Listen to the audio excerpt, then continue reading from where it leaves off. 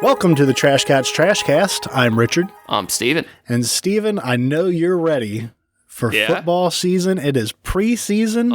And the Lions are out there kicking. Who the pigskin's fuck flying. cares? Dude, that's so funny because I actually have a bit about this later. Oh, yeah? Bro, yeah, sports, dude. Who the fuck cares? Welcome to the Trash Cats Trash Cast. I'd like to invite you all to join us on a late night goose chase with the boys. Just another late night goose chase. Oh my god, a goof. No, goof? you said gooch. You said gooch chase, and now that's what it is. We're chasing that gooch or that Gouda cheese chase. Cheese chase, bro. Just cheese chase. I had way too much caffeine today. Yeah, this is very when you're at the sleepover and you stay up super late and eat all their cheese. You've eaten all the candy's been eaten, the video games have been played, and now you're just laughing at the dumbest possible shit. I feel like that's the energy we're bringing here today. Long days and even longer nights, right, brother? I guess so, yeah. And I'm wound pretty tight right now. Yeah, you had a long day. I didn't. I chilled today. I'm a bit anxious. I had one of those days where, oh god, my manager's mother-in-law, somebody died. I don't know who the fuck they are. So my manager, somebody in their family dies, so she's off for a week. Now they give you. I work alone. I've never even seen anyone else at this company since my interview, right? Right. So when my manager's like, hey, if you have IT problems, contact this motherfucker, or you got a coding question, hit up this loser, right? Right. I've never talked to these people before. Ever. And I actually did have a problem the other day, and I email this one lady, I will say politely, in case she's listening. Yeah. I heard she's a trash cat at heart. So. Out of the 4 times I've emailed her over the years, she's only ever replied once, and she was very rude. So I have an issue. I'm like, I can't get a hold of anyone, and the end of the month, so today, is like the crunch time. Like, you can take off work, use PTO, whenever you need, except the last couple days of the month, because we need to get everything submitted for the next cycle or whatever. Mm-hmm. But I had to do a medication pickup. I know my meds, I got to pick them up the last Thursday of every month, and there's no one I can get a hold of, right? Okay. So I'm like, fuck. So the nice thing about working from home online is you can always lie and say your internet is out. So I always have that card up my sleeve. And of course, no one's even checking when I'm there or not. It's just like if shit's getting done. But I'm like anxious as fuck because it's like the big crunch. I can't tell anyone I'm leaving work for a while. And then I'm going to have to like slam it all back together when I get back. So I did one of those days where you disappear from work and then try to like overcompensate. Mm-hmm, and yeah, I'm highly caffeinated. My heart is palping, and we're holding it together. Skip dinner, vaped way too much, and vape for dinner. Get your Vita Vape. Yeah, Vita Vape. And then I ate a couple Rocket bars and booped a Big Bopper right before hopping on. So I'm good to go for a little bit. Woo! You ever rode the Rockets, bro? I would have said yeah a minute ago, but I don't think I've ever booped a bopper. Whoa. Really? I don't know what that means. Wait. Are you seriously telling me you've never sniffed a big gumper? Are you serious? Don't treat me like Joe Dirt treats Kickin' Wing. Are you telling me you've never laid back on the couch and guzzled a glass of Bubble Brined barn syrup? Is that what you're telling me? That's crazy, chat. That's crazy. God damn it. That double bubble brine barn syrup goes hard, dude. It's you queasy. It's funny. You've now, well, at least once on recording, twice now since we've been on the phone, just exclaimed Chad out of nowhere. And I do. That's crazy, I have to Chad. say, that's one of my favorite bits because my niece does it all the time, and it's very funny. Oh, hell yeah. And so she's terminally online as well. Yeah. She also does, what was it when, she agrees with something instead of like facts or bars. She just says reblog, repost. And it's like, I love that. That's very Poggers behavior, I will say. I'll be sure to let her know. She'll have something to say about that for sure. Sure. Calf on a stack. Classic. All right, fuck it. Classic. Right. That is classic. Got the anxious energy out. How was your week, sir? Boy, howdy. It's been a week. It's the same shit. All right. Is this the part where you talk about being soup, sad and working too much? Mostly, yeah, but actually I've just had 2 days off in a row, so I'm feeling okay. I'm feeling good. That is good. I got at least 7 days in the chamber coming at me, but I don't like how you said that. That felt scary. That's that's There's the way no she light goes, at the end of that boys. tunnel. There's no light at the end of that tunnel. That's scary. It's on the 8th day. Oof. Oof. That's rough. But did you get your head together a couple days? Help? Yeah, I feel good. I don't feel bad. I'll say that. Okay, that's not the worst. It's not the worst. I've been struggling lately in the idea of is it depression or am I physically exhausted? And that's the fun game I've been playing with myself. And I feel like first of all, here's the thing I just thought of today, and it feels so stupid. It can be both. Okay. Yeah, absolutely. At first I thought you were going to say depression or cancer, and I think that's even more fun. But that is, I've been thinking about cancer a lot lately. Are the symptoms similar? Bro, cancer can do whatever the fuck cancer wants, bro. I feel like it is. I feel like if you know you have cancer, you might get depression, and that's normal. But I don't think it sounds like an exaggeration, but literally there is some form of cancer that can do whatever the fuck it wants with your body. Like if it's in this part of the brain, you might get big depression, big sad. If it's in this part of the toe, it might be itchy. It's like it can do whatever the fuck it wants. Don't make me go out with toe cancer. Don't let that be the way.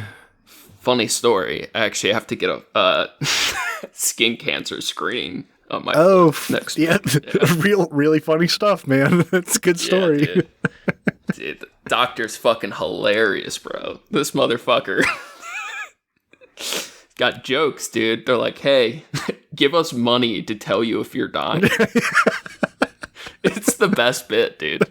That is pretty fucking good. God. I've become not like seriously, but just a little bit hypochondriac-ish. Mm-hmm. Because I'm looking at other people dying all day. Yeah. And I've also like the last couple of years had some health issues that I haven't had before. So like that combination does make me, I probably overthink things a little bit too much. Well, in the note of paying people for things that you think should come for free. I didn't say that, you fucking communist. We're getting the siding, trying to get the siding done on our house, and we knew when we moved in the area, it's in the historical neighborhood because the houses are fucking over 100 years old or whatever, and do they make you pay for like historical renovations? So not only do they limit what you can use to renovate the house, like obviously vinyl would be incredibly cheap, comparatively, but we have to use either wood or hardy board. Hardy board lasts longer. Excuse me 1 second. Is there an aardvark in my kitchen? Is that an aardvark? Because I hear a whole lot of rooting around. I see you're home, huh? I see you're home as well. What are you doing here? A fucking podcast happening in my living room? Oh, now she's going. All right, continue, good sir.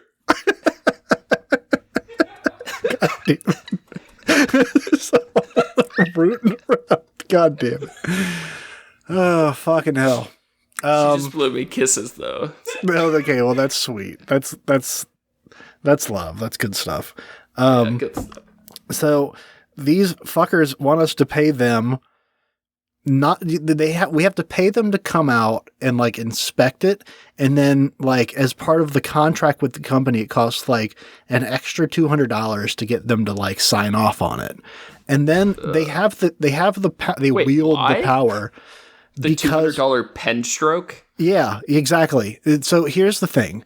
When you say that you have a historical society, and their job, in their words, is to like make sure that the gatekeepers. Yeah, the beauty of this old architecture is maintained for future generations. That's the idea. And like, I get it.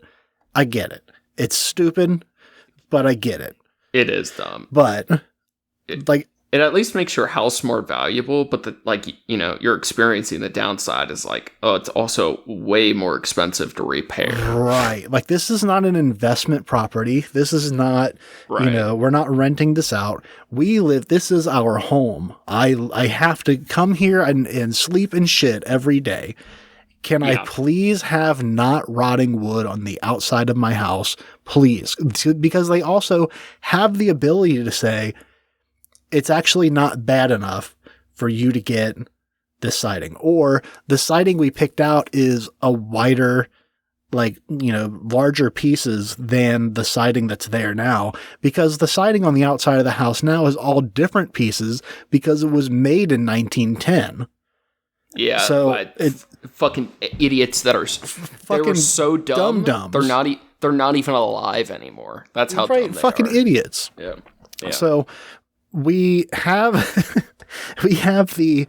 the problem, I guess, here is that they could tell us that, like, okay, we found someone and it's already going to be really pricey and we're cool with it, but we want to go through with it. Now they could come in and say, actually, you can't use that siding. You have to use thinner siding because that's what was already on here. Even though the houses on either side of us have super wide siding pieces. So they could tell us, no, we don't want to, you can't do that. And then we would have to use smaller siding, which means more pieces, which means more cost for us. And we can't afford that. I feel like I'm dying inside listening to you. Just curious, did you consider just murdering them? Honestly, I'm extremely. I want to be here when they come in and like do the inspection because it'd be super easy to ambush them. It would just be hard to cover up your culpability. It's a fucking nerd. It's a nerd with a notebook and a clipboard. But you could draw him in so easily and just, knock him out, chain him in your basement. But then you have to get rid of the vans, all their tools, and any video or evidence that they came to your property. Well, you could do a simple we have enough misdirection. We have enough cats to eat the evidence, most of that. The organic that's a matter, good start. if you will. The van, that might be the harder one. Torch it a town over, but it is the harder one. The video is going to... All the cameras and government tracking will betray you there. That's going to be the hard part. Here's the thing. I believe... I don't believe this, but I think it's possible that there's a house down the street, and I think they're running a chop shop out of it. And I only say that because that sounds likely. There's constantly cars everywhere. Constantly cars in and out of their shit. Why don't you think it's a drug dealer? Well, because the cars like stay a while and they have like family stuff there. Yeah. Gotcha. Or they're actually packing drugs in vehicles. They might also there might also be drugs involved. I don't know. Yeah. I don't care. That's not my business. I'm not involved with that. I do know they just recently got Could be your business. They got a pool for their backyard, which is pretty cool. Good way to stay low key as a Yeah. yeah. So I mean that I think I could take care of the car that way. And then for the problem is the cameras. Everyone's got Ring cameras nowadays. That is, and the phone data, bro. Oh, yeah. There was a big Reddit post a couple years back of a guy trying to hypothetically get feedback from the internet about how to commit murder without getting caught. And basically, the biggest quandary that the internet community came down to, or kind of got stuck at, and they did resolve a bit, but was that phone data at this point is miserable to get around. So there's been a couple people that have done it unsuccessfully, because we would only hear about it assuming they got caught. But I would assume there are some people that have successfully done. But let's say you're going to kill somebody, and you have enough brain cells to know, well, hey, I can't bring my phone because later they can check the cell location data, metadata, message info, whatever. So you think, oh, I'll just leave my phone at home. And but I'm at home. No, you go out and you murder the dude, but the police investigate you, and every night for the last 5 years, except that night, your phone shows you at home watching something at that time, or you know what I'm getting at. It shows right, yeah. It makes an anomaly. So by not bringing your phone in a different way, you're also creating evidence, because normally it would be doing something else or whatever. So what you're saying though is that I have to get rid of his phone, and ideally, you would have to hack his shit ahead of time, and people have wrote algorithms that spoof cellular phone activity. Now, what if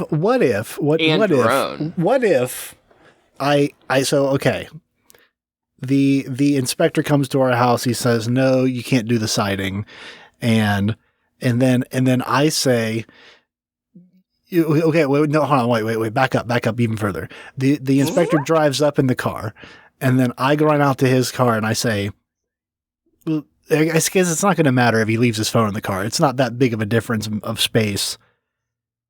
No, I don't know. I'm saying, I don't know how technical to get. I kind of fucked up. I fucked up. You would have to dispose of his shit. You'd have to dispose of his corpse, and you can't have your phone showing you went places. So you need to write an algorithm that spoofs you doing shit you normally would be doing at the time. Now, hear me out. Okay. My phone is at my house. He's chained in the basement being eaten by cats. I take his phone in his car, and I drive it off a cliff, jump out right at the end, and I'm safe, and I'm good. Okay. And then now mysteriously, that would leave mystery because the body's not there. And everybody loves a good mystery. Ooh, everyone does love a good mystery. They're going to be on a manhunt. That's in your favor, brother. And the problem is then, okay, so here's the problem. The problem with that is the last time he was seen alive was at my house. But what if I went door to door? No, because there's cameras. Fuck. That's what if I took his job? Hack him. If I take over his job, you couldn't do sighting. You can't do sighting. This isn't a sighting person. This is the inspector for the historical society. You think he's a fucking nerd? Old buildings? You think you know? Oh, I can talk about the friezes and I can talk about the corbels and the friezes and the Victorian architecture. I can see it. I know shit about shit. I don't think you've thought this through. No, no. Taking The his thing job is, help. then people would be like, "Oh yeah," I'd have to know his name, but I'd be like, "Oh yeah, he was here earlier," and they'd give a shitty description of the guy, but they'd be like, "Oh whatever, he was only here for a minute." But we have the victim? we have his phone here, and his car was here. The victim? Yeah, that's what I'm saying. And then I drive the car off the cliff, and then I jump out, and then they're like, "Oh, but he went other places after he was at my house." Bro, that's such high stakes. That's high risk, high reward. I think you'd be better off using a Pegasus virus. Okay? Yeah. I'm no good with computers, spoof 'em. Steven. You spoof him and change his metadata. Now, what about these things I've seen in videos where people walk through? It's like a barcode scanner that they're walking around grocery stores with. Okay, those are just fucking idiots. You can What can I do with one of those? absolutely nothing. Have you ever Redboxed? Gotten a movie from the Red Box? No. Do you know what phone freaking is? No. Okay. But it sounds pretty cool. I've dabbled, and by the way, it's freaking with a PH. Okay. We used to call it phone freaking. Okay, this is the old school shit. I dabbled, but it was kind of already gone by the time we were of age to fuck with it. But old telephone, we just were doing, before we started this episode, here's some goofy meta. I was explaining to Richard that I can hear phone chargers being plugged in a floor away. I have like crazy hearing. Steven has the hearing of a crisp 22-year-old. Dude, crazy. Like, I can hear high frequencies from so far away. Like, if random electronics, like an Xbox or a phone charger or even microphones, whatever, if they're like plugged in, but they're not all the way in, or it's like an old charger where, you know, you can shake it and hear stuff rattling around. I can hear the humming of electronics from far too far away, where if I hear something at someone's house or my own house, I have to unplug it or it'll drive me nuts. That sounds maddening. Are you familiar with how old payphones work? Not super well, no. Okay. These were the good old days. Okay. These were the days that the Nazis, like, they reminisce about back when we had payphones, right? The old, because they just want to go back to the 1950s or whatever, right? When you can go into a restaurant and you don't need to sit next to a colored person. Yeah, that's the that's the time that when they want to make America great again. It's so stupid. And the new Nazis, they don't even care about race. Like, it is actually problematic to get people on our side to understand. They have evolved past racism to a very specific form of xenophobia. Like, when you look at the leaders of the Proud Boys or America First, a lot of these guys aren't white. And it's very problematic. Like, there are so many neo-Nazi groups led by non-white people now. And a lot of the people in, like, the Proud Boys, Boogaloo Boys, all these groups are, like, mixed race or, like, Nick Fuentes is half Mexican. Like, it's a... But, so they're, like, okay with the current racial makeup, but they want it to be more white people. But it's, like, so many mixed things going on where, like, Trump has even fucked up the neo-Nazis where they don't even, like, truly believe in Nazi shit anymore. They just want it to be... They just want it to be, like, some vague notion of what the 1950s were like, or whatever. All of that aside, we grew up in the glory days of payphones, okay? They were on their way out, right? We didn't really have many, but when I was, like, super fucked up on dope, I was of the last people in the city to be using payphones. And there were only 2 left in downtown Cincinnati, and both of them were tapped by the police, and they literally would have cops with binoculars in the bandos watching the payphones because they were the only ones left, right? So they knew all the, like... No one's using this unless they're involved in crime. Yeah, because it was there was one by that BP by an old CPA. Yeah. Yeah, where like there would just be like 10 dudes overdosed every day. There was just like a line of like corpses outside Yeah, exactly. every day. But there was a payphone near that, and everyone would call the dealer, and like you'd pick your spot downtown or whatever. So they left that payphone up for a really long time after all the other payphones were gone. There were like 2 in downtown like that. And there were times you'd literally see a cop with binoculars in an abandoned building. And I like at the time didn't have money for a cell phone. Like I'm like fucked up, right? And I'd be like, fuck it, dude. Who the fuck cares? They're listening to me. I need my shit. So I would like sit on the phone and just like wave to them. And they would always leave me alone. I like, not that I expect them to fuck with me or whatever, but old payphones work using dial frequencies. Like you put in a quarter, a nickel, a dime, each one, regular coin reader by weight, shape, whatever, triggers a frequency to ring. And that's why, like, after you put it in your money, it'll like do the different hums. Mm-hmm. That's based off the money you put in. Huh. So to get the call, now the newer ones, maybe even the ones I use, they probably had evolved past that, and maybe that ringtone was just like purely digital, like added for the sensation. But old payphones and phones in general, the buttons make the frequencies, right? But on a payphone, you're putting in your money to trigger the frequencies, and when the certain frequencies meet the cost of the call, then the call can go through. Oh, so that's interesting. So phone phreaking is essentially just hacking phones in general. So it still exists to this day in different forms, but there used to be a thing called red boxing. And it was basically just like people would make their own different devices, but generally call it red boxing. It was just like basically a recorder of sorts with recorded different frequencies that you could play into the phone to trigger free calls. And then blue boxing is when you splice into someone's internet. So you would have you'd like cut into your neighbor's internet wires and like draw your own wires so you could use internet off their IP addresses.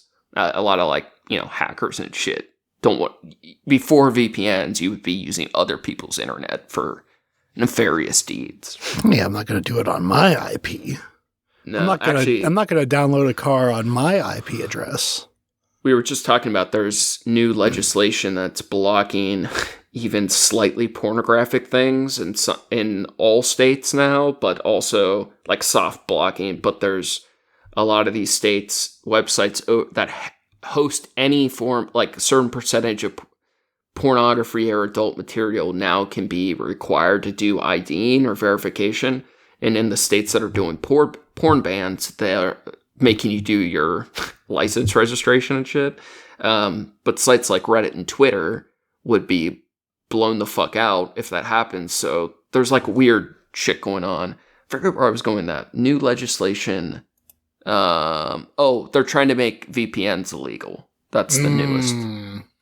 Which we were just talking about the other day. I think that will eventually happen, but it will be kind of hard to combat. But that's happening. To be true, or to be fair, I guess I feel like it seems like it would already be illegal. Yeah, it's already pretty fucking wild that like the premise that I think most people were introduced to VPNs with was like okay, yeah, you have a Netflix subscription, but it's for content. It's but you want to watch a show, but it's not available in your region. You use a VPN so you can watch shit that's not supposed to be available to you. Or it's to get content, access to something that's not otherwise available to you. I think it would be criminal for it to be illegal, but I think it's almost inevitable that it will. I was just sorry. Do you have anything else you want to talk about your week, or should we just? No. We're into it. We talked about how to get away with killing somebody for a minute, and then phone freaking, and now we're talking about VPNs. I was just talking to Sarah the other night about. I feel very goofy in the sense that in response to the state of our country, like MAGA, all the dumb shit, I've become more and more of a First Amendment, two-way, Second Amendment, like these losers, where like, Yeah. I feel like I'm defending this shit Mhm. way more than they even used to pretend to. But there's, I think there's a really strong argument that we don't live in the same country we used to.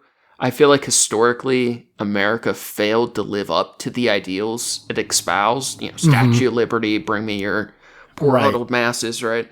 While often failing to be that, right? That Right, was the exactly. America we lived in, where the American dream was alive and well, but we knew they kind of lied a lot, right? Exactly. It was very much it was very much a dream in the sense that it was not real, but you can picture it. It was possible. Yeah. And it still is possible. I'm not disputing that outright. But what has changed, I feel like, about what America is, and in part, we were talking about Alligator Alcatraz. Part of the reason I feel less invested is because I feel like we live in a different country. I feel like this is post-America. And hear me out. Here's my two claims that I feel like are undisputable and quite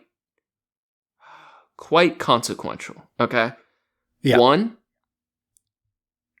the president is immune from crime. Now, the Yeah. caveats, when we were kids, and for all of America's history, the president was probably essentially immune from crimes. There was that big CIA memo in the 70s that all the Republicans talk about, where they agreed not to prosecute a president if they were convicted, or they would prevent them from being convicted. I get it. But in theory, everyone still at least had to pretend, or maybe genuinely worry about being convicted of crimes, even though you were a president. No man Yeah. was above the law. Yeah. Second caveat with that is modern Republicans will love to cope and seethe and lie that the current Trump versus the United States presidential immunity doesn't cover all crimes. And while that is technically true, it is not practically at all.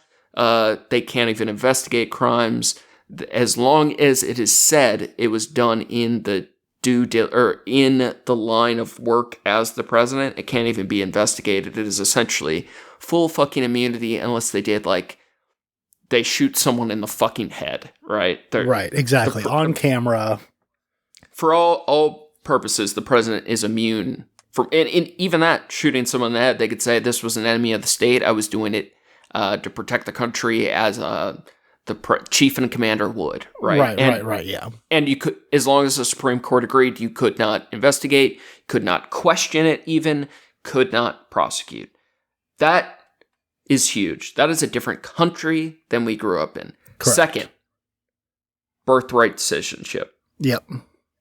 That has changed. I don't know how many people realize it yet because it was very confusing how it's happened. I think it's this week or next week.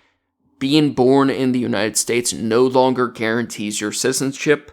It still mostly does, but not entirely. That concept is dead. Our country, what made people American? They came from all over the world, right? We all are immigrated here or came here from some other people, or unless you're Native American, whatever. But everybody came from somewhere. What made you American was being born here. Right. That is no longer factually true. We decided we don't want that to be true, and it no longer is. So being born here does not fundamentally make you American. And it's very funny, there's some interesting cases of U.S. citizens who became soldiers who, or maybe they didn't become soldiers, but they were born on a U.S. base in a foreign country to parents that were soldiers. And some of them are being told they don't have U.S. citizenship. Cool. Very fun. And I'm sure almost nearly or all of those cases will be resolved because it's just such an ugly thing to be public or whatever. But the idea that our president cannot be charged with crimes, and being born here doesn't make you American.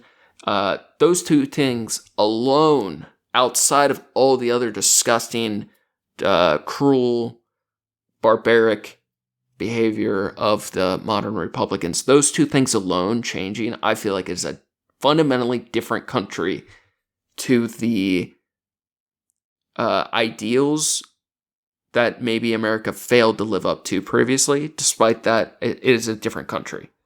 Change my mind. You can't. No, I'm not even going to try to because I agree too much.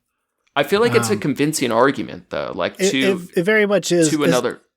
I think and especially, I mean, I can't speak for other generations, but I feel like especially in our generation, we grew up with, I remember so many times, especially like history teachers and like teachers in general saying like, oh yeah, like this is what America is. And what this makes is what you an American. Exactly. Yeah. This is the thing that makes us special and makes us the best. And this is who we are. We're all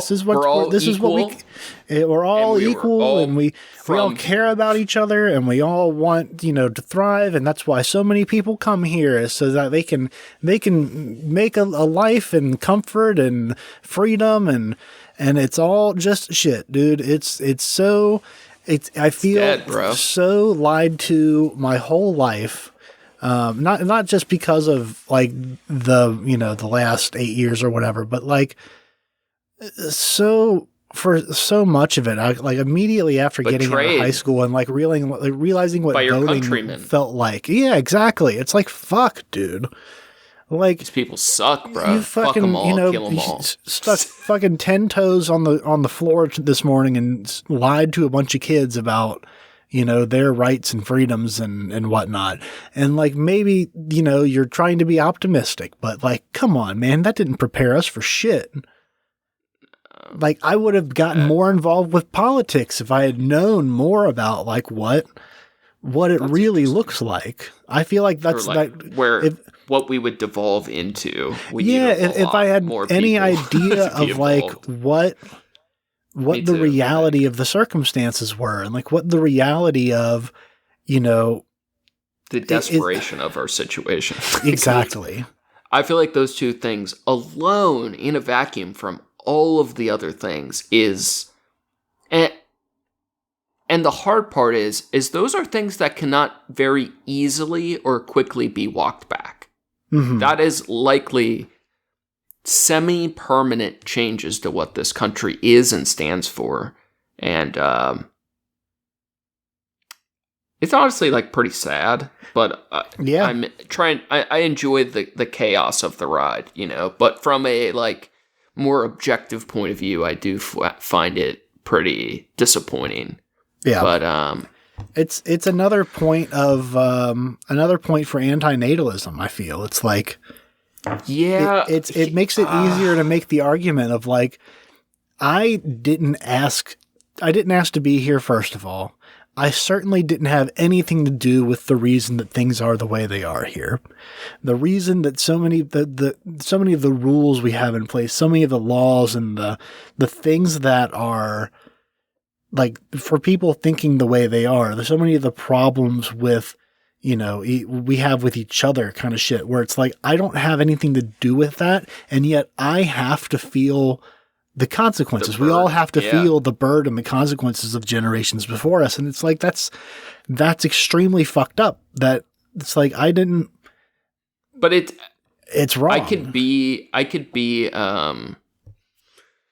what is the word? Contentious if I wanted to. All these cultural Christian losers, their big kick lately is anti-natalism. Oh, get fucked. They're combating like, I agree. It would just be natalism, wouldn't it?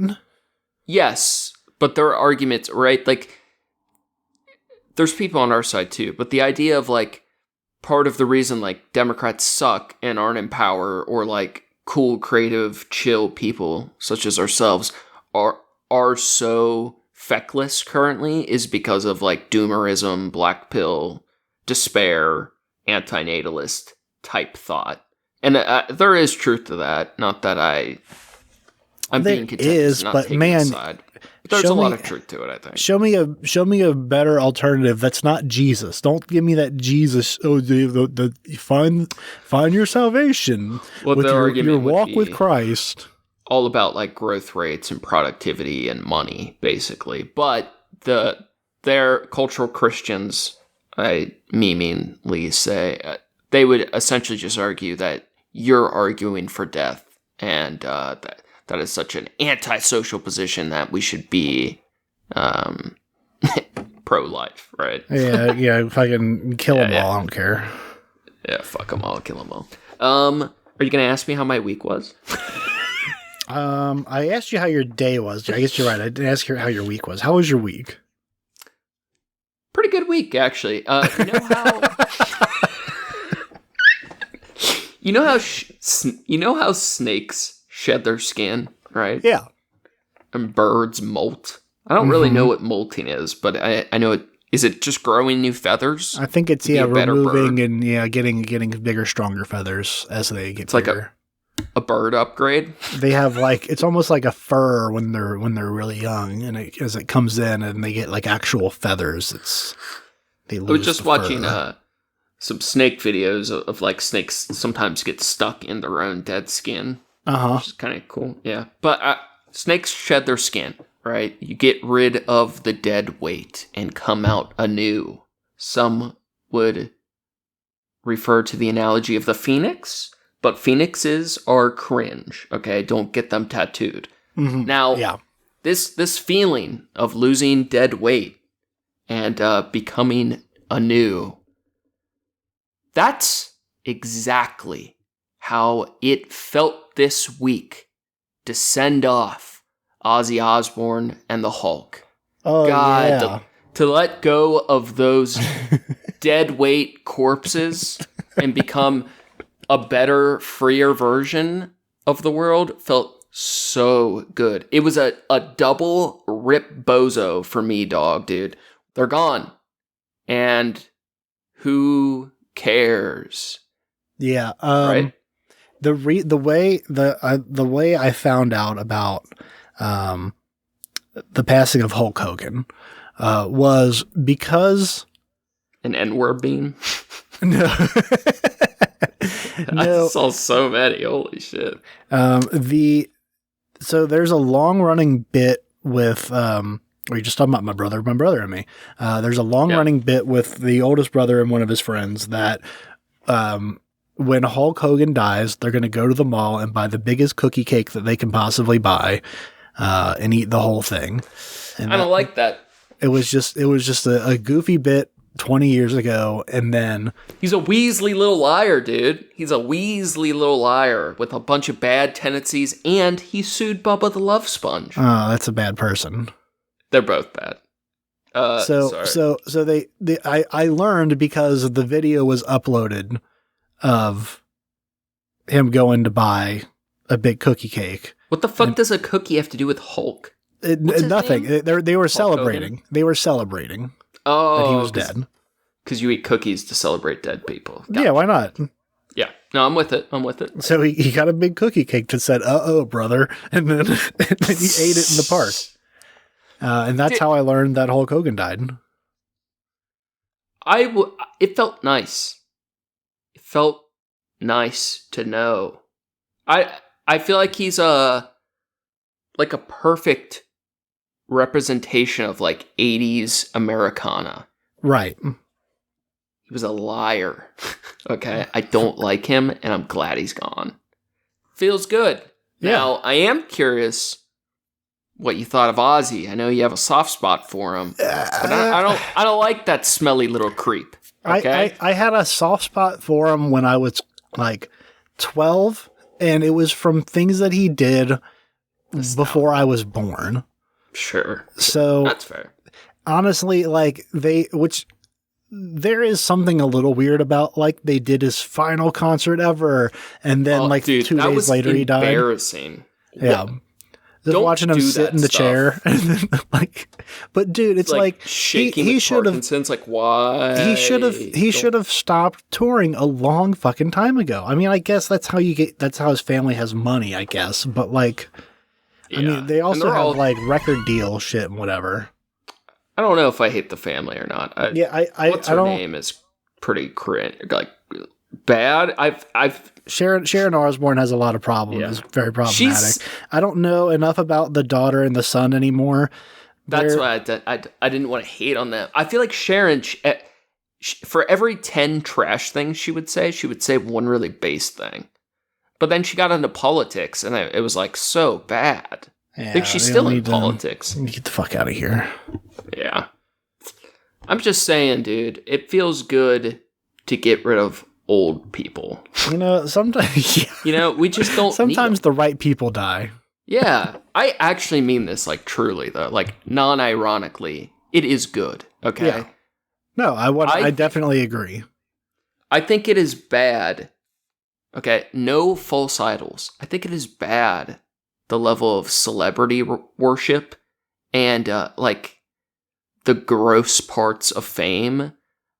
The people that feign sadness on social media, or, you know, the 3-day news cycle of, like, mourning these people you didn't know. Yeah, exactly. It's so bad. I think it is, like, actually mentally destructive to care Right. that much about someone you don't know that isn't the same version of an artist that you took away things from. Yeah.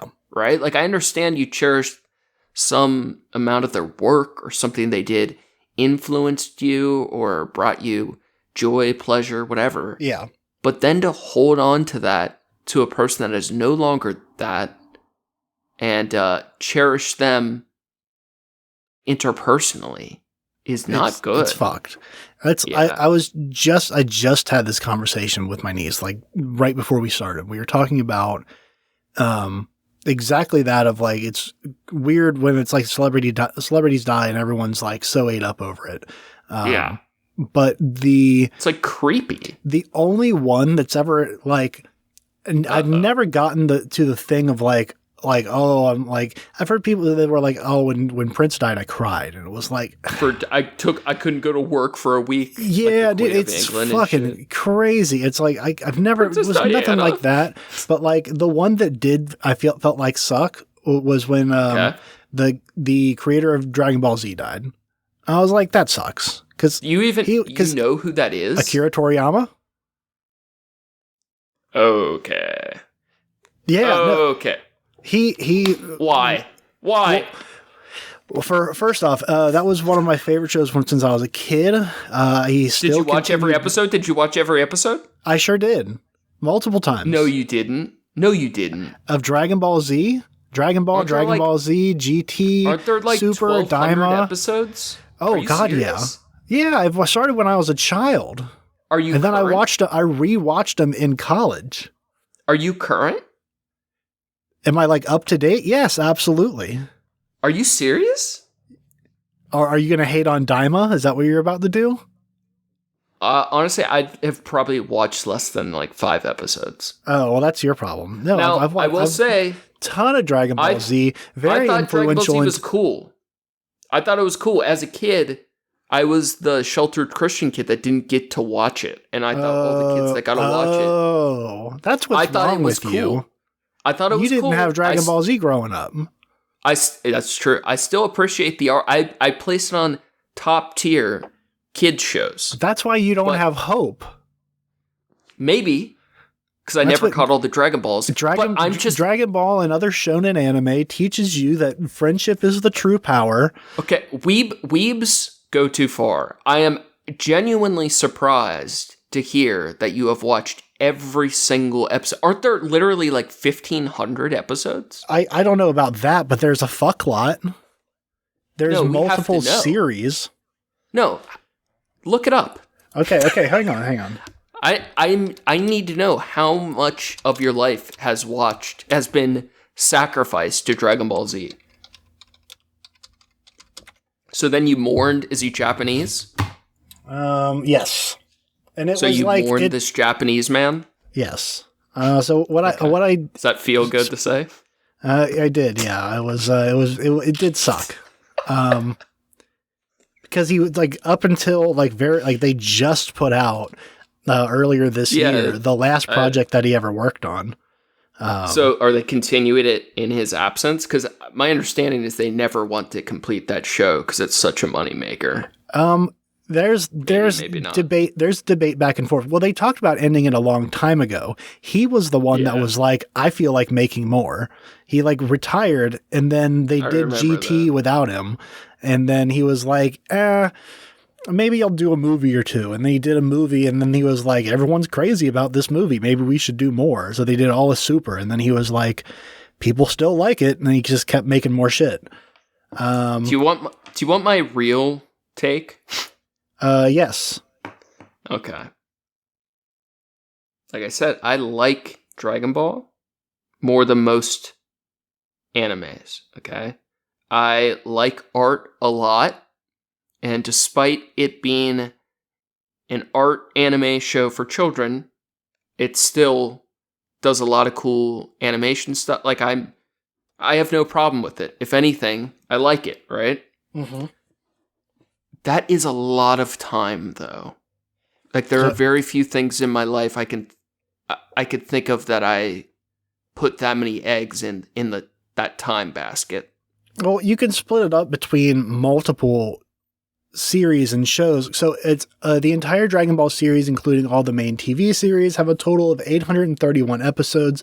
That includes the original Dragon Ball, Dragon Ball Z, Dragon Ball GT, and also Kai was a redoing of the original series. I didn't watch Kai because it was just a redo with different music and different voice actors and shit.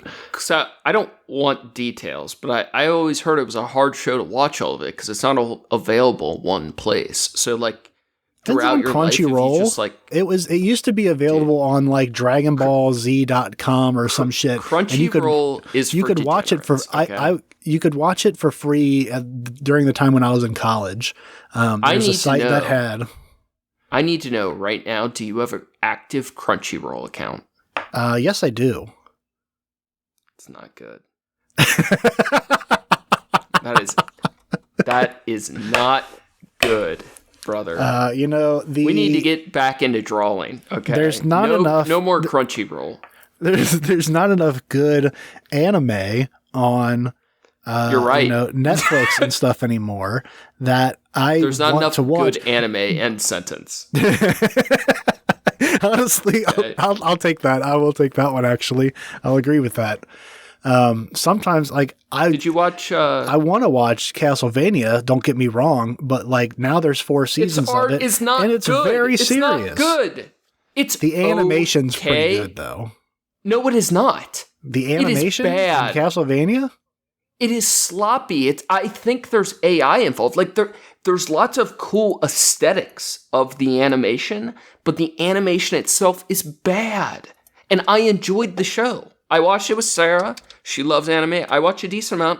I prefer anime movies because it's more of a cohesive piece of art opposed to like shows with slop seasons of nonsense like Dragon Ball. Although I appreciate the art, but Castlevania is rough as fuck around the edges. Good aesthetics, lots of cool art things I appreciate, but not great animation. No. I think for no. For hand-drawn animation stuff too, you have to also consider. Do you think it's hand-drawn? Not all of it for sure, but when it is hand-drawn, there's a considerable amount of hand-drawn animation in it. I don't know if that's even true. I know it's true because I follow one of the animators. Okay. The point taken. With that, I think grading it on the scale of like anime for sure. Like so many anime things have like a scene where it's like it's a still of a person and their mouth is moving, or maybe like one of their hands move or something. Exactly. Yeah. It's I get it. So like for things that are like high action sequence type shit. It's like you put tons of effort into some scenes, but not others. It's all about making modern day anime is like nearly impossible to be profitable and have an audience. Sure. Like you have to be incredibly strategic and there's not enough. So there's not enough good anime and there's not enough weebs to support the anime industry. No, there's too many weebs for not enough good anime. Well, where's all that Crunchyroll money going?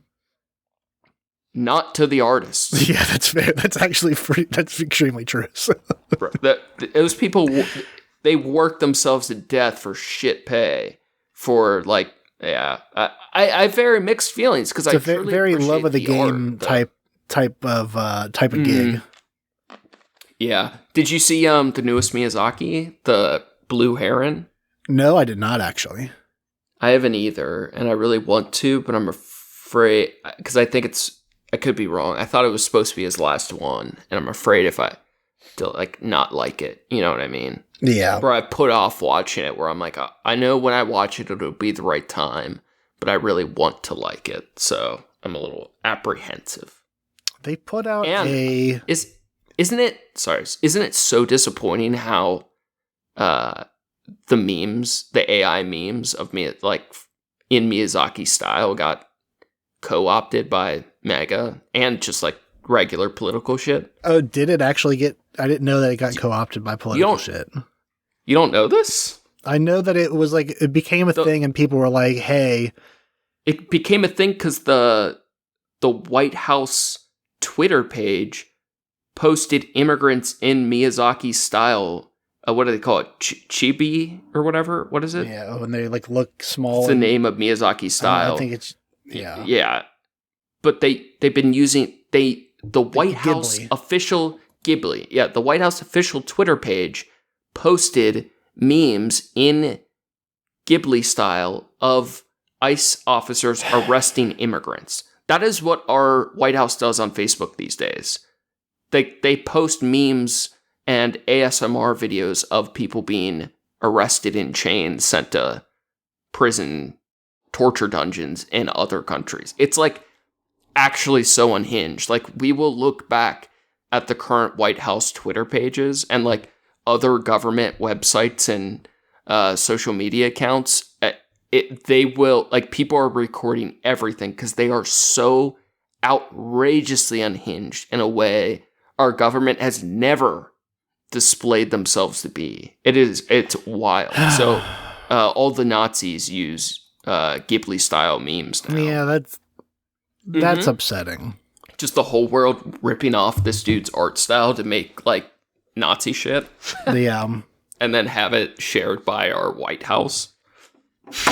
It's just so wild. Yeah, I didn't know. I mean, I know there's been a lot of crazy shared shit from the White House and like the official POTUS shit or whatever. It is 100 times worse than you think. Every single day there is something so unhinged you could never imagine. Our entire lives up till now, someone with an official role in the government, much less the top position, saying publicly, is just like daily on our government social media pages now. It's like actually so crazy. Like people report suspected immigrants publicly on like ICE or whatever's Twitter page now. Like they tag people they want to be arrested.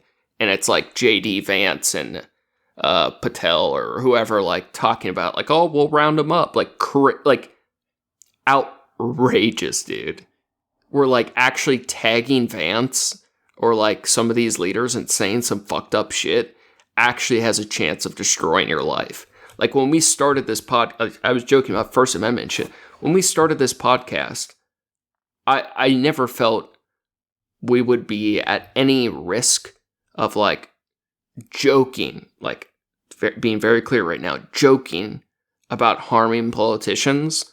Now, when I look back at episodes we already have published, I'm not sure I would again, or I honestly think we're at a very small, very, very small, but slight risk.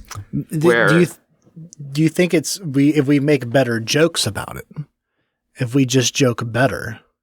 There's a concept called finite vibes, where in some situation the vibes are immaculate and you can get, there's always more vibes to be had. But edgy jokes is a finite vibe theory where you can't just not be funny and be edgy. You have to balance. There's only so much vibe you can balance. But the funnier you are, the farther edgy you can be. So I do agree with your assessment that if we are funnier, we can be edgier. But it's tricky. So it's a fine line. Yeah, but there are things we have said that people have or are facing difficulties for saying less than we have. Yeah, that's, but we're so small. I don't feel like a real like. Hey, jokes on them. We got a new listener. Yeah, fuck yeah, dude. Special agent. That means Bobo, that means you listened. Like and subscribe. Yeah, that's crazy, Chet. Fucking subscribe. That's crazy, Chet.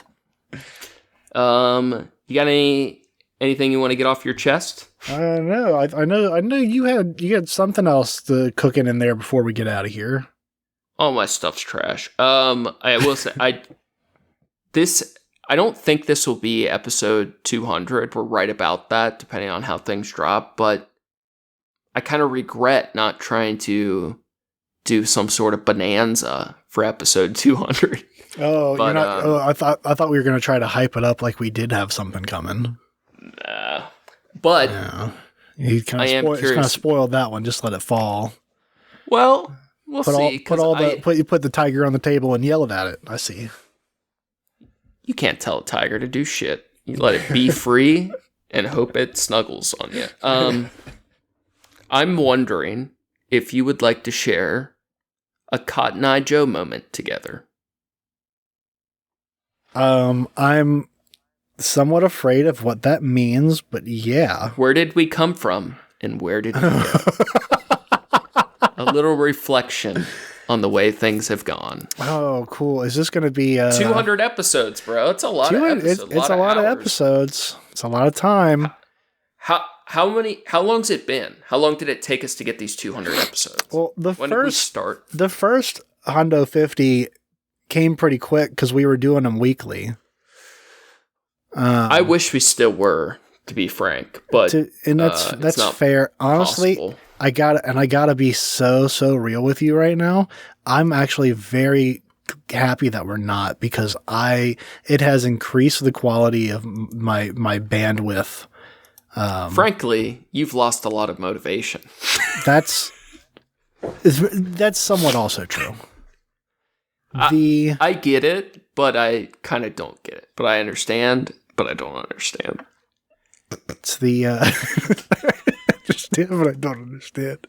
The idea of doing anything sometimes feels like such a chore, such a fucking to do. I agree, but everything else sucks. Like, doing these things are like the only things I enjoy.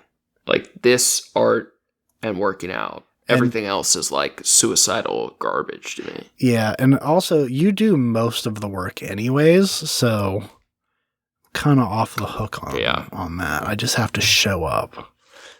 I wish we could do weekly. I wish we both didn't have to work and we could do more than weekly, or like pursue other arts and do this more constantly. But yeah, it's just not.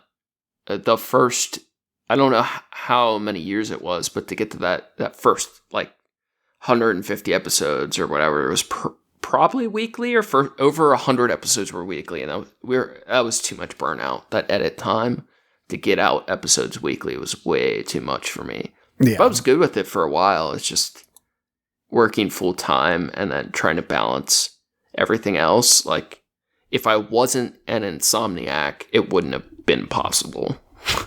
So looking back, when did we start? We started, I think our first upload was 2021. I think we started recording it we started fucking around with it in 2020, when everyone else made a podcast too. And we did it for better reasons, though. Oh, for sure. Because we're better people. We also, I feel like we started, we took very serious consideration into quality and making sure it didn't suck, but like, also, we spent a lot more time on the researchy episodes. Almost everything. We had we had a format of like each week was something different. We had Art, philosophy, or entertainment. yeah. Dude, I can't. Going back and listening is so unbearable to me. It's like, pretty rough. I feel like anything within 6 months at a time, I'm like okay with, but anything after that is it is disgusting. I hate hearing it sometimes. So like the funny moments still like we were talking earlier, the nostalgia. Like I'm so glad they exist for like. What is the word, like, where you want things documented for posterity? Yeah, or like, yeah. Even the parts I don't like, it's like, this was our life. This was like a recording of like a large percentage of our friendship. Like shit like that. But hearing myself say stupid things a year backwards is so unbearable.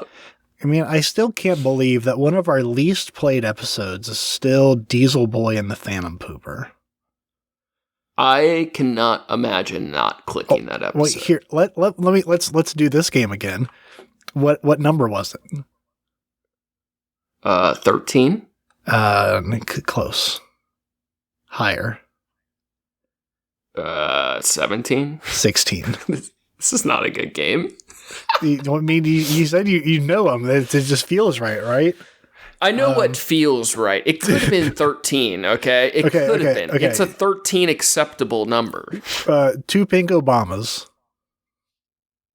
Clearly an even number. Like, 78? 47. Hey, I'm in the range. Definitely not an even number. Okay. All right, here's my questions. I want you... Open a notepad. Are you typable currently? Hey, should it not be visible to you? It doesn't matter. Okay, I'm typable. Write your like when I look back in my Cotton Eye Joe orb. What are your like questions or thoughts? Like to me, it's how was life then compared to now? What have we learned? Like what are the lakes worth pondering the reflection. For me, it's how was life and what was learned. Or is this all being left in? Yeah, fuck it. Okay. You should see how I typed the sentence. How was life? I did HOW space ESD space LIGR. Bro, that's how I type.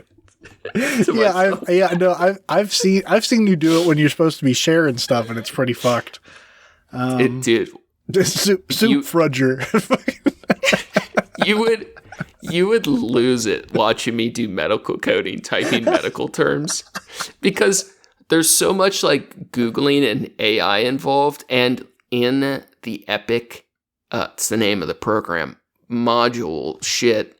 To look up codes, it's almost like Google where you're not trying to type, if you don't know the exact number of something, you're trying to type the right combination of keywords to elicit the code you're looking for.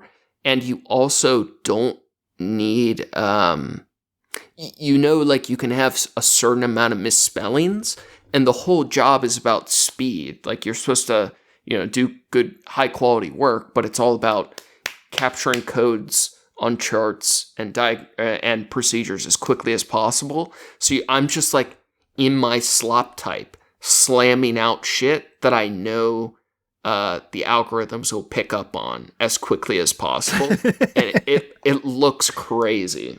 So, how long have you been doing that job?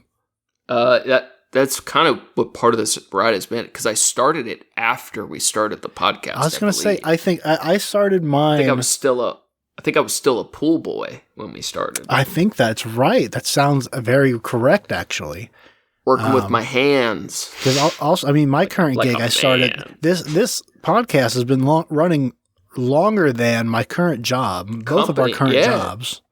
That's why, like, unironically, I think it's like I've said ironic or unironic way too many times tonight, and when I look back on this episode a year from now, I will hate myself when you look back at this episode in a couple of days when you start editing it, you're going to hate it. I will hate myself. So dear Trashcast, please have some sympathy for us. That's why I do think it's pretty interesting how much has changed since we started. Yeah, this. it's pretty. I feel like I've learned a lot too. I've moved homes. So we started in 2021, late 2020, going into 21. How naive we were back then. That was COVID, peak COVID. You were still working at your old company. You hadn't helped create a thriving new business that's going to make you a millionaire one day. And you got a house. Yeah. That needs siding. I just spent more than I made. Yep. And you hadn't killed that guy from the historical society yet. Nope, still haven't. Well, but by the time this comes out, how do you feel about life from then to now? You know, I feel like definitely the world's in a crazier place. World's worse for sure. World's definitely way COVID worse. Aside. I mean, even during COVID, I just had this conversation. We keep bringing stuff up today. You had your ironically moment. This is me. Like, I've had these conversations with other people just this week. Sure. Of COVID was a chill time for your boy for the most part. That was a cheesecake walk. It was like, oh, you're telling me I'm not allowed to leave my house? Cool. I'm hella nice. down. The advent now. It was of chaotic too. Of like everything is deliverable now. I can get anything delivered to my house, groceries, whatever. It's pretty cool. I kind of dig that.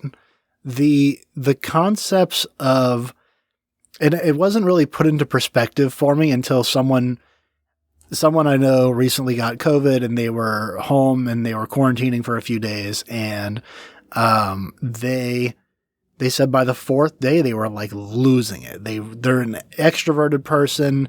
They like to be out and like doing shit and like going to parties and meeting people, whatever. That's their thing. And it's like, yeah, grow up. And they were like, they were losing their mind. Die alone like an adult. Exactly. Just hate, spitefully sit in your bed and wait for the next day to happen like the rest of us. They said, imagine you were at like a party that you couldn't leave for 4 days. And it's like, yeah, okay. Yeah, I get it. I would be miserable. That would be terrible. So, or just in surrounded with people and you can't get privacy. You can't get like space to yourself for 4 days. And I think that put it into perspective for me of how, for some people, it was a truly terrible time. That, relatives dying too, that'll do it. So, you gotta factor that part in. Anyways, yeah, I don't know. I feel generally like I'm, I don't know about happier, like with the things around me and close by me. Yes. In general, I feel maybe a little more hardened. Like that's a good word. Maybe in that sense, but like, I don't know. It's like shields are up. I don't know if that's the same thing as feeling hardened, but like, it's just, yeah, kind of, it's take the good with the bad. How about yourself? Well, last question. Do you feel like, whether it's emotionally, maybe artistically would be like emotionally or mentally fit, like, do you feel better? Do you like where life is? Like, you've thrived in a lot of ways. Like, yeah, no, I definitely, I like where I'm at professionally. And yeah, I like where I'm at, like personally, professionally, emotionally, all that. Like, I've had a struggle with anxiety over the last year or so that I've, kind of, went through and I'm in therapy for now. That's been super good. But it's been, I mean, that even that considering, I think I'm still I consider it to be a win. I'm still, like you said, thriving. I feel like I've done really well considering. I feel like the constant emotional barrage of that. I've also, like, we've talked about this where, like, I used to take it so seriously, and I still kind of do. It still, like, stings to watch too much news and, like, hear all the bad shit all the time. But I've kind of started to turn in the way where when, I think like when we first started this, you were like, what do you mean you get upset watching the news? Like, it's just a circus. It's for entertainment to watch. And it was like, I could not grasp that at all back then. But now it's like, it's like, what else am I going to do about it besides just like, I have to put a filter on between this because I can't just mainline it every day. Yeah. I've always said that, like, partially memeing. And remember that loser Pine Creek that I used to like? Yeah. When I look back at the debate with him, I really wish I was who I am now, / just would have been prepared and not at work when I did it. But not doing it on the clock. Yeah, as much as I hate who he's become, I still have learned a lot from him over the years, and he always was a big proponent of that, the idea of being more dead inside.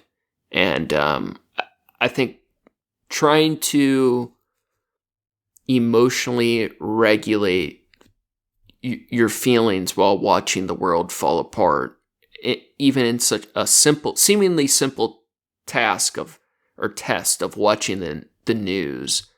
I think that is like something that comes off as very small, but it is a big change mentally to be able to, like, well, it still can be too much some of the time, to be able to, like, mentally handle the world. I think that's a big thing that a lot of people struggle with. Yeah. It's a lot. It's so much to take in. Steven, let me ask you this question before I turn it back around on you and ask you more questions about that. United States of Torture, what number was it? Maybe 57. I have some disagreements with that episode. It's like one that is stuck in my mind a lot. Oh, really? I can think of it's 70 actually. It's a lot longer ago than I thought it was. Yeah. It's in 2022. But children. Just through our first year. That was the first episode I think we ever lost in the first run. No, that was maybe Palaces and Pandas. Say again? I said I think that was the first episode we ever lost. Like, you had done a bunch of editing and then had to start over from scratch.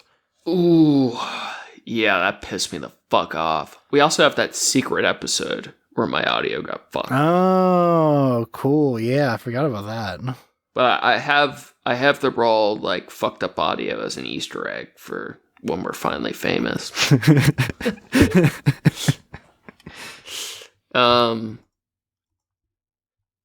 Yeah. So you feel like things are better overall, but there's... Yeah, I think... I don't yeah, no. Overall, yes. I feel like everything's... I don't know. Everything close to me is better. Yeah. I'll say that. Yeah. How about you? What are your thoughts and feelings? I have a lot. To be honest, I'll get through them quick. I want to get out of here for tonight too. But I kind of wish I brought this up earlier in the week for you to give you more time to think back on it. But it just kind of popped in my brain today that whether this is episode 200 or not, that we were about at that mark, and I was thinking back of, like, how much my life has very radically changed. But first, I'll say there are things I look back on, like certain mistakes we've made as podcasters that like really stick out to me. Like relatively minor stuff, but like all the old episodes are so hard for me to listen to. But I feel like so much more confident talking. I feel way more confident reading things and just expressing my ideas. I fucking hate how much I say like and like sometimes slur like I do or like say a lot, but I still feel way, way more confident and more empowered with my speaking or yes, that's something like that. That's a huge. Absolutely resonate with that, where it's like I still hate hearing the sound of my own voice a lot of the time, Sure. but I at least feel like I come at it with a lot more confidence than I used to. Yeah, like I feel like if somebody asked me to explain what I think about a thing, I still, might not be the best or be the best writer or whatever, but I feel like I can speak at length about something I care about or believe in or whatever. I think that's really fucking cool. Some of the mistakes on specific informational things that have stuck with me. The torture episode, there's a lot of things that haunt me about that episode that I feel slightly cringe about, where my philosophical ideas about torture, I think, have evolved over time, largely in part to recording that episode and thinking about it every fucking week since. That I couldn't quickly distill, but I have a lot of like unresolved feelings about that one. Something dumb I know I've repeated is about the COVID lab leak theory, whether it, I'm in the medical field and I've always like largely stuck to it's most likely this came from nature, not that it was a bioweapon or that it could have been leaked. But I know there was a point in time where I have argued that it is reasonable to think it could have came from a leaked, not necessarily intentionally, but could have leaked from a lab. And it's very interesting. I was listening to, there is a 19-hour debate I listened to about COVID lab leak theory, where two guys, some organization started this thing where they will do high stakes debating, and there were two guys that each put down $100,000 of their own money and they spent a year researching to debate if COVID was like organic from nature or from a lab leak, right? Mm-hmm. I watched the 19-hour debate and all the judges' analysis. Very cool format because they have both, there's only two judges and both people have to elect their own judge that has to be nonpartisan, but all of the other parties must approve the judge. So it basically takes them a year to find two impartial judges that everyone can agree on, and then they each put $100,000 in escrow and went through what turned into a 19-hour debate. To me, it is like a 99.9% chance it's organic, but it's not fully proven. But what's really interesting about the timeline is at different points in time, I think it was more or less reasonable to have the opposite opinion. Because during Trump's presidency, multiple of our intelligence agencies, including FBI, CIA, whatever, many of them to this day still publicly have listed that they think it's more likely that it was a lab leak than natural. But the science community was split at different points in time. But today, the overall analysis is most likely it came from coon dogs or pangolins that came from the wet markets.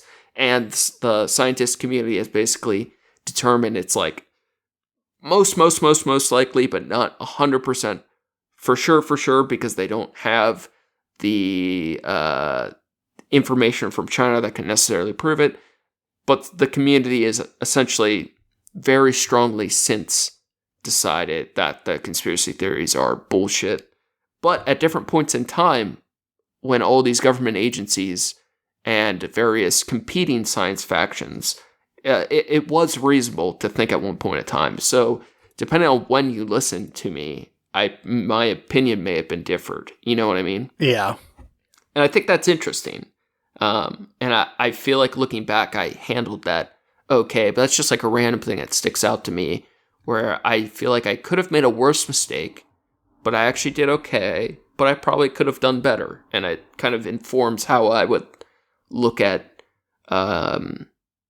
conspiratorial or contentious things politically in the future.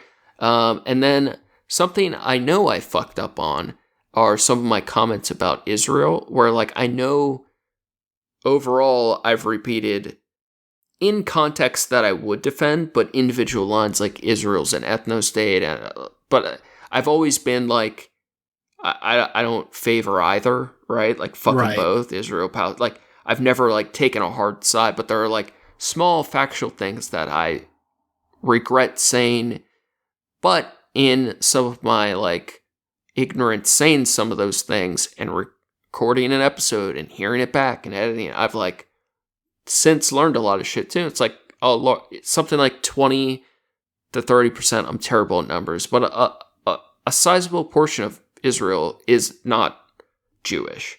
Right? There's a ton of Palestinian. There's a ton of other culture, like random shit like that. Where like I don't regret any of my comments about saying fuck them both, and I still detest the religion of one group far more than the other. But like random things like that truly like are like learning experiences. When I think of like emotionally or like what has changed, I feel like it's really radical, kind of overwhelming in some ways. When we started this, I think I was already sober, but not by much, right? Mhm. Like definitely was still hanging on, wrestling with squirrels and shit. So I've got sober, have became much less addicted, almost free of my various psych meds. Found a girlfriend that I love very much and is very cool that I now have lived with for... I always get the years of our anniversary wrong, so it became a joke that I put the wrong year on every card. But the jokes now become on me because I can't remember the years now. I got a cat. That's awesome. I really love my cat, even though she's incredibly rude. I got my teeth fixed, which is like one of those dumb, stupid things that I think until you have fucked up teeth, unless you've had fucked up teeth, people don't really understand how much it can affect a person. Getting my teeth fixed. It's a lot. Yeah. That's like, there's a reason why, a like having dreams about your teeth falling out is such a common identifier of like anxiety and shit. Yeah, the common poor people, experience. teeth.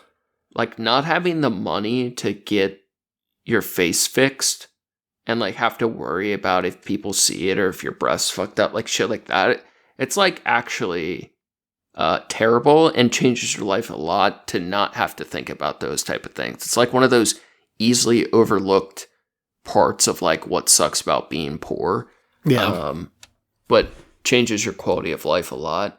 I now have prescription toothpaste, which is very cool. Hell. I eat as much what is it called, fluorine as possible. I got a real person job where I code medical shit from home, never have to leave my house anymore, and became hood rich. Honestly, that I can't really.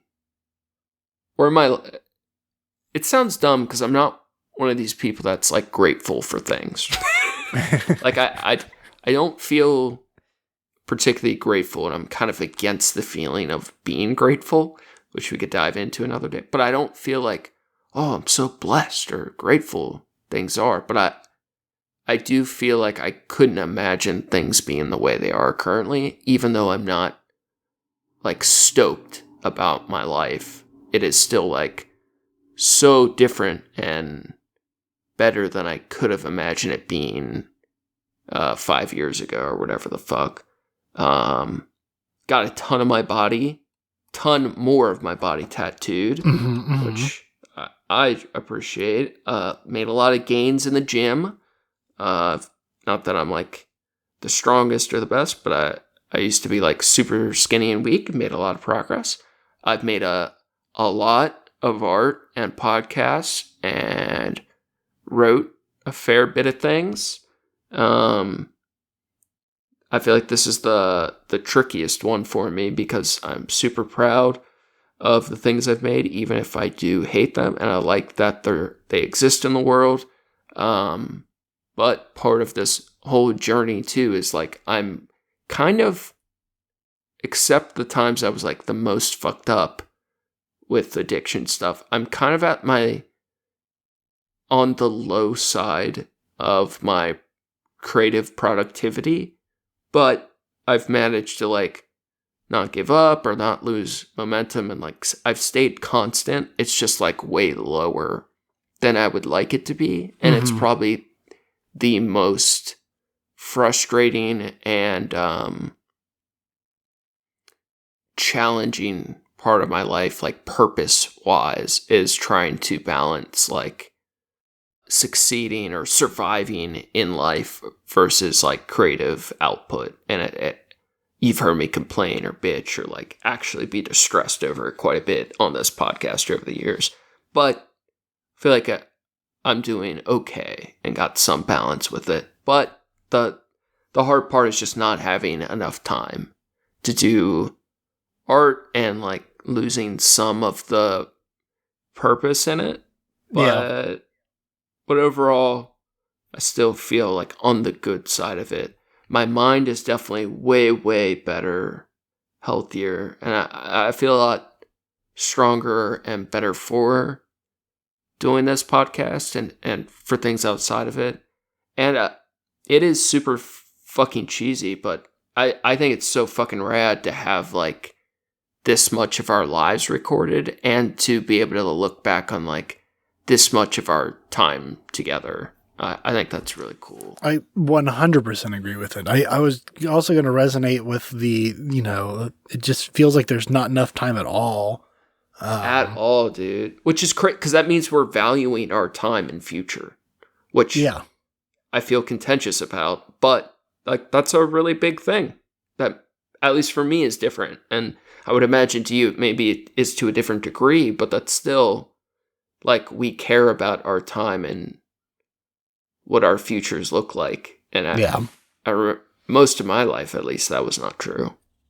It's not so much that it wasn't true. It's just, I don't know. It didn't really feel like as much of a concern, I think, lately. It's also, I realize like even like this job I'm at now, it's like the longest I've ever been at one place, most other places I kind of bounced around and stuff. And like that was the whole point, was just kind of bounce around and get different experience and whatever. And I could, once I feel like I wasn't learning anything anymore, then I move on. And sure. Now you have like a home. Yeah, exactly. So it's like it kind of settled in, and like I'm at where I'm going to be at. And now it's like, okay, there's a feeling of like needing to make the best of it. And I feel like for the most part, I feel pretty comfortable in that. Because there's also like, what does that mean? What does that mean to you? And it's like, for me, it's there's a calmness to it of like, we rescue cats. We've gotten, it is really cool. We've gotten, we think it's one, at least 4, 10, 20. Well, we've gotten 4 of them that were rehomed. It's either 4 or 6. I feel like I'm forgetting. I think you're forgetting. I feel like you have definitely had at least 10 cats come and go and leave better. Because I know for sure we had, there's the 2 kittens too. So there's, a bunch of them that we've gotten homes for, some of them we've taken in, a fucking lot of them we've taken in. if when I moved here, I had my one cat, and I was for sure certain that I wasn't going to get another one because of her temperament. But you met Jeremy. He's a sweet boy. He's the best. That's one of the coolest cats I've had the pleasure to meet. He's the best cat. It's goofy shit like that where it's like that's part of the quality of life for me is like going outside and there's 3 cats coming out of the woodwork like, oh cool, you're up, you're awake, we get food now, you're going to give treats. And that's really cool. It's kind of fun. Beautiful. But it's also like you said too. I do also want to say like it's very cool. You. Yeah, kind of. There's plenty of other people on the street feeding them, but they use our barn and our porch and our food. We got the good treats. It's been super cool to have this kind of like even if this was like not something that we were publishing in some way, it's like it's if nothing else, we'd still want to do it. Exactly. It's a good enough excuse to keep in touch with each other and look up shit and that's why I feel like honestly the freestyle episodes where we kind of talk more about like what's going on with us things, like it feels more maybe it's not the most entertainment thing to listen to, like entertaining thing to listen to, but like I vibe with them the most because it's the most real conversation where so many times I just forget that we're even recording. Yeah. I go back and forth on what I prefer sometimes, but I definitely agree. Like they're by far the like most intimate conversation or tend to be. Yeah. I feel like, some of my other like guy friends, like some that, maybe some of you don't, but I feel like a lot of other friends I have, I've really tried to express to them over the years that I feel like, especially as like you get older as a guy, I feel like it's really hard to maintain friendships unless you're building something together. Even if like what you're building is never like designed to succeed. I feel like everything in life, like all we have is our mind, our body, and time. And if we're not investing 2 of those 3 into something together, life will just pull you in every other direction. And I, not regret, not resent, but I something wish I didn't have this with more people too, where not that I want this to be different, but that I really cherish what this offers us. Yeah, no, I absolutely get that. Like I've known for a long time, like especially since leaving Cincinnati, that like I'm terrible about reaching out to people. Like usually I feel like I think about it's like I feel like I think about people way more often than I reach out to them, but like it's when I'm driving in the car or when I'm like in the middle of other shit and like, oh, I should reach out to them, and then hours go by and I'm like, life happens. Life happens, and it's like 2 days later and I think about it, and then sometimes I'll reach out, and then sometimes it's like, fuck, like what's the I feel like note to the editor, it is murder me next time I say life happens. Holy shit. Did you just felt the cold chill of death touch your body? I did. I just couldn't let that go unaddressed. No, I feel you though. It's like, but it does. Life do happen. It do be happening. It do be happening, whether you like it or not. I will say on the con side, not to be too Cotton Eye Joey. So overall, life better, friendship better, feel better, and not most of this is like not tangential to the podcast, but there's a lot of intertwining. Like of course, this allowed for a lot, for both of us to have a lot of time to like think and focus and just enjoy shit, but. I have a I do really nice feel- computer now because I needed something that could run Audacity and Skype at the same time. Oh yeah. As I continue. That's my laptop. I do feel like all the good stuff, not taken away from some of the con part stuff. I do feel slightly disappointed about like creative possibility throughout this podcast, in the sense of like our plays are gone, right? Like success wise, I don't think this can be not that what we ever expected, but maybe that we would have like minorly hoped for. But I also feel that way about my art, but I've came to terms with that, a decade ago or whatever. And that's never been enough to stop me from pursuing it. And I feel the same with this.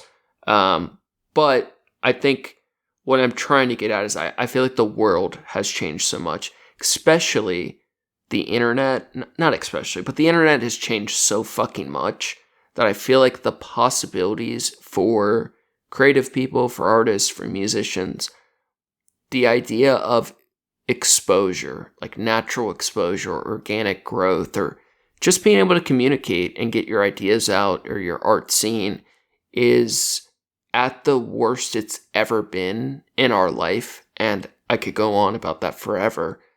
But as much as our world has changed, like cyberspace has changed, and it feels, I feel like when I've done the analysis, it is pretty disappointing, not only where our world is at, but where our digital lives will be. I think overall, I feel way, way more at odds with the world than I have ever felt.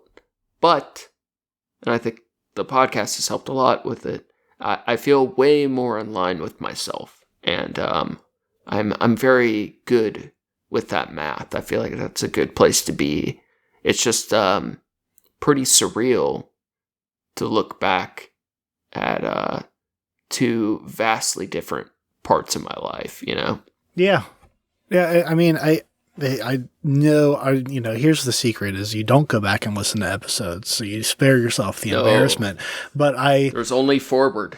Yeah, it's only ever moving forward.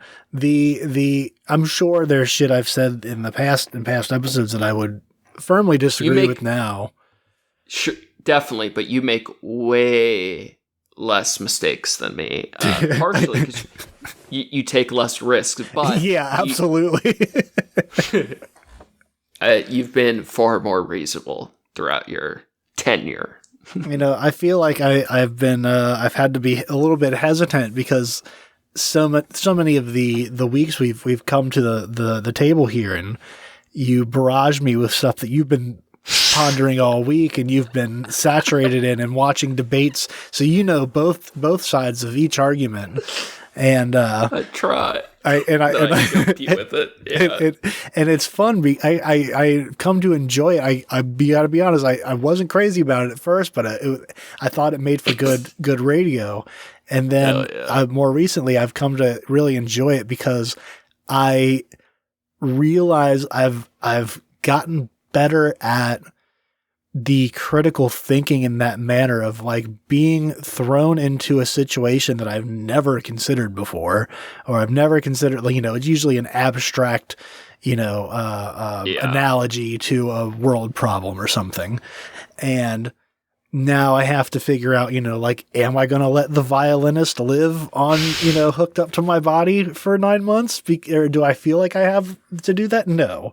Going into those situations really makes you find kind of how you think and who you are and whatnot. And talking about it helps you break it down. And, I recommend that for anyone, just Absolutely. Like coming to find, you may think you feel this way, but until you really discuss like why you feel this way and like push it to like, and to your credit, push it to the extremes of like, well, what does that mean? If you feel this way, then it has to work at all angles. And there are some gray area things, but that's just how she go. Yeah, I think it's so exciting to argue things you don't know if you believe, or that you know you don't. Like you said, knowing as many perspectives of a thing as possible is like awesome. I want to know everything I can. I'm not like willing to become a scholar and devote my entire existence to like capturing knowledge, but I want to learn as much as possible. And I like having this as a vehicle and an excuse to do that. I feel like it sounds so pretentious to be like, yes, my mental challenges have influenced you or whatever. But I can just say, like, from an observational point, you're like so much better at engaging. Well, not necessarily, because I think I probably have lots of wrong answers, but you are far quicker to engage than when we started. And I think, like you said, yeah. I think part of that but that's also what has it's to be all about. Yeah, I feel like part of that is that I don't care as much. I think at first there is a degree of boy, I really don't want to fucking say wrong shit. Yeah, say the wrong shit, or say things that maybe I say it in a way that I don't mean, and it be construed a certain way. And now at this point, I'm like, we want to hurt the right people, not the wrong people. Yeah, exactly. There's that, and like, if you can't figure out from context, if you take something I said out of context, and you can't go back and listen to the 200 other episodes there, and you can't figure out that like that's definitely not what he intended, then go fuck yourself. Absolutely. Then you're the enemy too. Yeah, but you're way better at engaging in like the willing to being willing to take the risk or whatever. And I think, to expand on your point, it's not about like having the right knowledge or knowing the right answer because you listened to the right thing or whatever. It's the willingness to explore it and talk about things at length and try out ideas that is the important part. Yeah, you kind of find, when hard pressed, where do your values actually lie? Like what is it about something that matters to you, and why are you arguing for that point rather than just, it's like not just arguing for the point, but why? Why it matters. Why does this matter to you? So that's the fun part of it. Yeah. In an effort to keep this from becoming a difficult edit for you, and we're getting close to my hard out time that I thought was going to be a joke. Yeah, me too. This got far out of hand. Yeah, this is crazy. Thanks again for listening, everybody. Thank you to Approaching Human for the use of his music. You can find his work on SoundCloud at Approaching-Human. Thanks, John. We're all very much looking forward to embracing your album sooner than later. Album coming out real soon. Real soon. You would think after all these episodes we would really have this outro down, but... Oh yeah, I'm just waiting for you to do your line. Yeah. If you're super worried, you can check out my... Yeah, I fucked it up. If you're super worried, you can check out my trashy art on Instagram at SkyZXSKYZSCX. It's slow, but it's always on the way. Truly appreciate, it's a small amount of people, but those people have been really fucking rad. Thank you for listening to every single episode of our 200 episodes or whatever. And we appreciate you guys listening to every episode, and then when we're not, in between weeks, or listening to the old episodes again. You're all doing that, right? Yeah, and that 12th 5-star rating on Spotify. We need one more 5-star rating. Just one more. Thank you guys. Two to make it true. You know what I mean? Absolutely. Appreciate Trashcast. Hope everyone has a very groovy. Wait. Well, before we go, Steven, Goon for God. What number was it?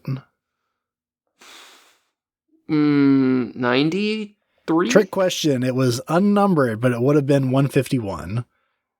That is very tricky. That's going to be all for us today. Stay classy, eat trashy. Go fast, eat trash.